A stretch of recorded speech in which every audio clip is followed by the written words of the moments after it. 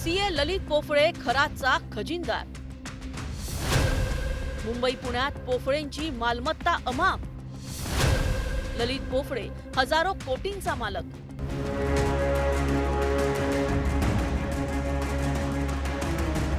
भोंदू अशोक खराचा सीए ललित पोफळे तपास यंत्रणेच्या रडारवर आलाय। त्यामागचं कारण आहे पोफळेची मुंबई पुण्यातील मोठी संपत्ती। पुण्यातील कोरेगाव पार्क सारख्या उच्चभ्रू भागात ललित पोफळेच्या पत्नीच्या नावावरती 49 गुंठ्यात 150 कोटींचे 19 रो हाऊसेस आहेत।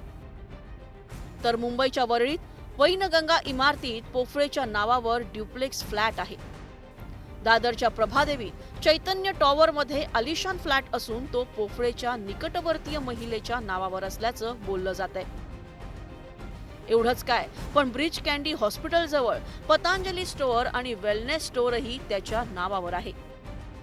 वरळीतील पूर्णा इमारतीत पोफळेशी संबंधित एका महिलेच्या नावावर फ्लॅट आहे। पोफळेच्या संपत्तीची यादी इथेच संपत नाही। मुंबईच्या बीकेसीतील L&T इमारतीत 5000 स्क्वेअर फूटचं ऑफिस, बीकेसीच्याच जी ब्लॉक मधील कॅपिटल बिल्डिंग मध्ये 2000 स्क्वेअर फूटचं ऑफिस पोफळेनं भाड्यानं घेतलंय। वांद्र्यातील पाली नाका भागात मालमत्ता तसेच याच परिसरात सॅलसेट सोसायटीतील मालमत्तेचा पोफळेनं व्यवहार केल्याचं बोललं जात आहे।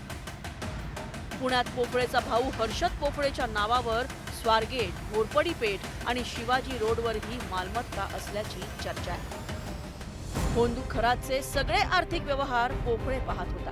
अशोक खराचे मुंबईतील पंचतारांकित हॉटेल्सचे बुकिंग, त्याचे पेमेंट्स, खराच्या VSR या खासगी कंपनीच्या विमानाचे भाडे पोफळेशी संबंधित कंपनीनं भरल्याचं बोललं जात आहे। वेगवेगळ्या प्रकारचे आरोप आहेत, गंभीर आरोप समोर येत आहेत। हवालाच्या माध्यमातून सुद्धा ललित पोफळे यांना पैसे फिरवलेत। अशोक खराच्या काळ्या धंद्यातले जे पैसे सगळे जमा व्हायचे, या सगळ्या पैशांना खऱ्या अर्थानं अनेक वेगळ्या ठिकाणी गुंतवणूक करण्याचं काम सुद्धा ललित पोफळेच करत होता। भोंदू खराचे सर्व आर्थिक व्यवहार ललित पोफळे पाहत होता। त्यामुळेच आता तो पोलिसांच्या रडारवर आला आहे।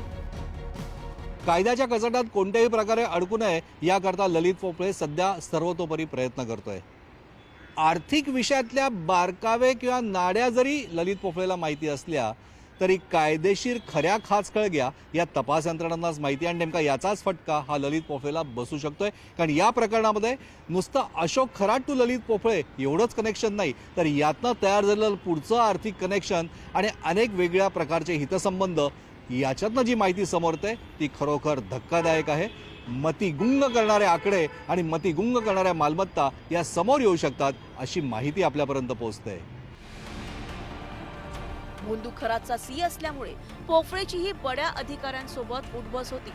बँक ऑफ इंडिया आणि IDBI या दोन बँकांच्या अतिवरिष्ठ अधिकाऱ्यांशी पोफळेचं खास कनेक्शन असल्याचं बोललं जात आहे। या पार्श्वभूमीवर पोफळेच्या संपत्तीची SIT चौकशी करणार का हे पाहणं महत्त्वाचं ठरणार आहे।